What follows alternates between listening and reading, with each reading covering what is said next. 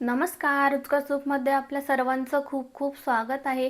आज आपण बनवणार आहोत थोडंसंही दही न वापरता कोशिंबीर। त्यासाठी लागणारे साहित्य बघा, इथे मी घेतलेले आहेत 2 लालसर असे टोमॅटो घेतलेले आहेत, 2 कांदे, 1 काकडी घेतलेली आहे, थोडीशी कोथिंबीर घेतलेली आहे बारीक कट करून, 1 छोटी वाटी पाव वाटी आपण पांढरे तीळ घेतलेले आहेत, लाल तिखट, चवीपुरतं मीठ, 8 ते 10 लसूण पाकळ्या, 1 लिंबू घेतलेला आहे, जिरं मोहरी घेतलेली आहे आणि थोडंसं तेल घेतले आहे। चला तर आता थोडंसंही दही न वापरता आपण बनवणार आहोत कोशिंबीर।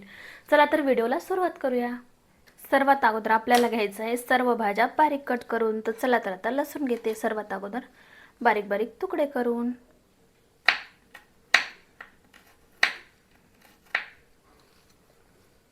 ते सर्व भाज्या बारीक कट करून घेतलेल्या आहेत। शक्य असेल तर इथे कटच करून घ्या किंवा खूपच घाई गडबड असेल तर भाज्या किसून घेतल्या तरी देखील चालेल। तर इथे सर्व भाज्या मी कट करून घेतलेल्या आहेत। आता एक मोठी वाटी घेतलेली आहे आणि त्या वाटीमध्ये मी इथे सर्व भाज्या काढून घेणार आहे। सर्वप्रथम टोमॅटो काढून घेते, काकडी,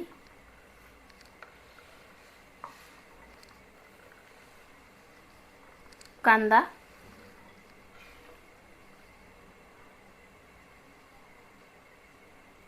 सर्व भाज्या मी इथे एका मोठ्या वाटीमध्ये काढून घेतलेल्या आहेत। तर यावरती घालून घेऊया आपण कोथिंबीर, बारीक चिरून घेतलेली भरपूर कोथिंबीर घातलेली आहे, पांढरे तीळ घेतले होते पाव वाटी ते देखील आपण यावरती घालून घेणार आहोत। यावरती घालणार आहोत 1 चम्मच आपण घेतलेले लाल तिखट आणि इथे घालणार आहोत चवीपुरतं मीठ आणि वरतून घालणार आहोत अर्धा लिंबाचा रस। बिया काढून घ्यायच्या आहेत। बिया काढून आपण इथं अर्धा लिंबाचा रस देखील पिळून घेतलेला आहे। आता करून घेऊया याच्यासाठी लागणारा तडका। तडका तयार करण्यासाठी ठेवून घेतलेला आहे गॅसवरती तडका पॅन। त्यामध्ये घालायचं आहे हे 2 मोठे चमचे तेल घेतलेलं।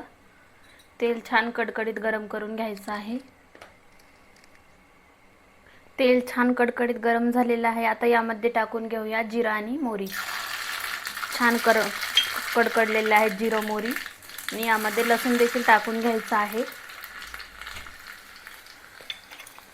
लगेच यामध्ये कढीपत्ता देखील टाकून घ्यायचा आहे आणि गॅस बंद करून घ्यायचा आहे।